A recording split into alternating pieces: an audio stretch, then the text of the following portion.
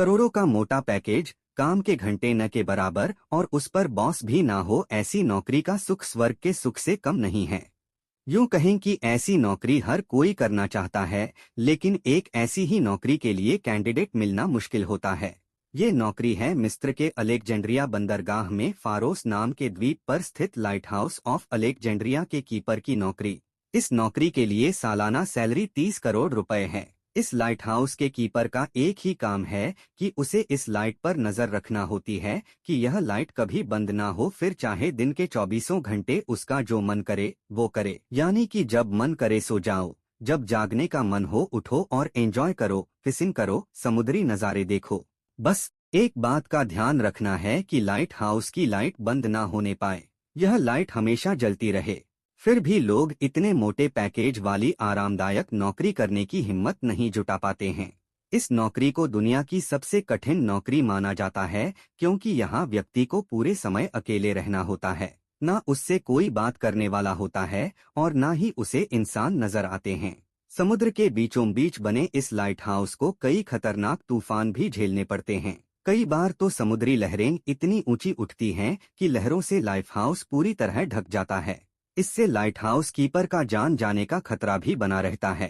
अब सवाल यह है कि इस लाइट हाउस को क्यों बनाया गया और इसकी लाइट जलते रहना इतना जरूरी क्यों है।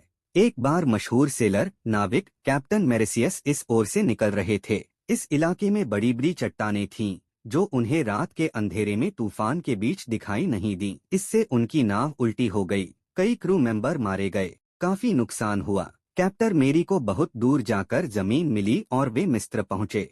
अक्सर यहाँ की चट्टानों से समुद्री जहाजों को बहुत नुकसान होता था। तब यहाँ के शासक ने आर्किटेक्ट को बुलाया और कहा कि समुद्र के बीच ऐसी मीनार बनाओ जहाँ से रोशनी की व्यवस्था की जा सके। इससे जहाजों को रास्ता भी दिखाया जा सके और उन्हें बड़े पत्थरों से भी बचाया जा सके। तब यह लाइट हाउस बनाया गया, लेकिन जब यह बनकर तैयार हुआ तो उन्हें खुद ये अंदाजा नहीं था कि वह इंजीनियरिंग की दुनिया का बड़ा इन्वेंशन होने वाला है। इस लाइट हाउस का नाम रखा गया द फेरोस ऑफ अलेक्जेंड्रिया। इस लाइट हाउस में लकड़ियों की मदद से बड़ी आग जलाई जाती थी और लेंस की मदद से उसे और बड़ा किया जाता था ताकि उसकी रोशनी दूर तक जा सके। इस लाइट हाउस के कारण अब यहाँ नाविक आसानी से आने जाने लगे। यह दुनिया का पहला लाइट हाउस था।